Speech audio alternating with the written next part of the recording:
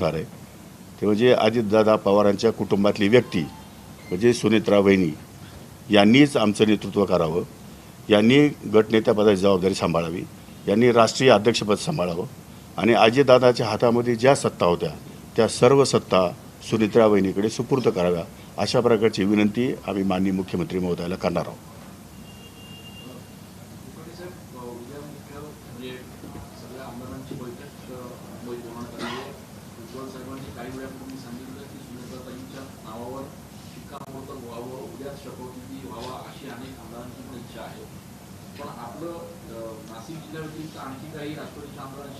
नाही, मी सर्व आमदारांशी बोललो आहे, दिलीप काकांशी बोललो आहे, नितीन तर इथं माझ्याजवळ बसलेला आहे, सरोजभाई माझ्याजवळ बसलेले आहेत, त्याच्यानंतर खोसकर बसलेले आहेत, जिरवाळांनी पण त्यांची भूमिका मांडलेली आहे. मी आशुतोष काळेंशी पण बोललो, त्यानंतर डॉक्टर किरण लहामटेंशी बोललो, संग्राम जगतापांशी बोललो, राजेश विटेकरांशी बोललो, काशीनाथ दाते सरांशी बोललो. काल परवा काही मंत्री महोदय मला या ठिकाणी दत्तामामा भरणे आणि त्यांच्याशी बोललो. काल मला अंतिमविधीच्या काळामध्ये जी लोक भेटली राष्ट्रवादी काँग्रेस पक्षाचे पदाधिकारी आणि आमदार, त्या सर्व लोकांचं एकमुखी म्हणणं आहे की आपल्याला वहिनीच्या पाठीमागं खंबीरपणे उभं राहावं लागेल. आमचा पक्षच मुळात अजितदादा पवार आहे, त्यामुळे आम्हाला तो दुसरा विचार आमच्या मनाला शिवूच शकत नाही. त्यामुळे आमच्यामध्ये मतभेद होण्याचं काहीच कारण नाही आहे. एकमताने एकमुखी एका मिनिटामध्ये आमचा ठराव पास होईल आणि तो ठराव जेव्हा मिटिंग बोलवतील, मिटिंग बोलवण्याची पत्र किंवा त्या ठिकाणी फोन दूरध्वनी संदेश अद्याप आम्हाला प्राप्त झालेला नाही कोणाला. जेव्हा प्राप्त होतील तेव्हा आम्ही एकमुखी एका मताने तो ठराव या ठिकाणी पास करणार आहोत आणि सुनेत्रा वहिनीला पूर्ण अधिकार देणार आहोत. त्यांनी आमचं नेतृत्व करावं, त्यांनी पक्षाचं नेतृत्व करावं आणि त्यांनीच महाराष्ट्रातल्या जे काही उपमुख्यमंत्री यांची खाती दादांकडे होती ती सगळी खाती त्यांनी सांभाळावी अशा प्रकारची विनंती वजा ठराव आम्ही या ठिकाणी करणार आहोत.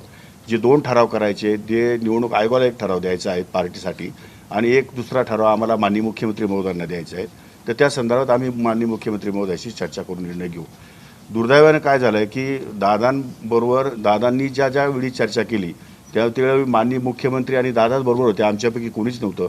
त्यामुळे त्यांची चर्चा काय झाली हे माननीय मुख्यमंत्री आणि त्यांनाच माहिती असेल.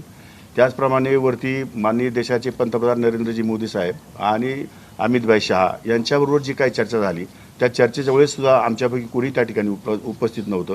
त्यामुळे ती चर्चा बहुतेक या ठिकाणी सुनेत्रा वहिनींना माहिती असावी आणि सुनेत्रा वहिनी त्यातून मार्ग काढतील ही आम्हाला खात्री आहे. त्यामुळे आमची जबाबदारी फक्त एकच आहे की आम्हाला गटनेता म्हणून किंवा पक्षाचे अध्यक्ष म्हणून सुनेत्रा वहिनींना अधिकार प्रदान करणं आणि त्यासाठी आमच्या कुंडाचंही नाव त्यामध्ये दुसरं कोणाचं येणार नाही, दुसरं कोणी या ठिकाणी पुढाकार घेणार नाही. एकमुखाने ठराव या ठिकाणी पास होईल.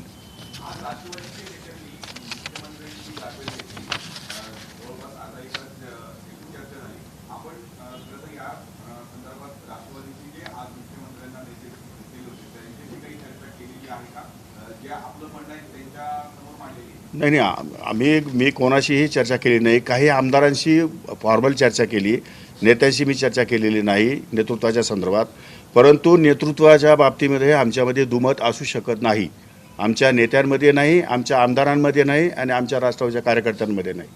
आम्ही समर्थपणे पूर्ण ताकदीने दादांच्या कुटुंबाच्या पाठीशी उभे आहोत.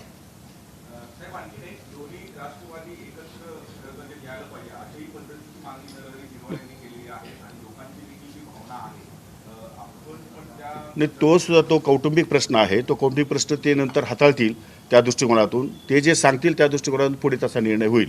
पण तोपर्यंत तो निर्णय जो आमच्या हातात निर्णय आहे तो निर्णय आम्ही उद्या किंवा परवा जेव्हा मिटिंग बोलेल त्यावेळी आम्ही एकमताने करू आणि सुनेत्रा वहिनीची त्या मिटिंगमध्ये येण्याची आवश्यकता नाही. आम्ही त्यांच्या नावाने ठराव पास करून पाठवू.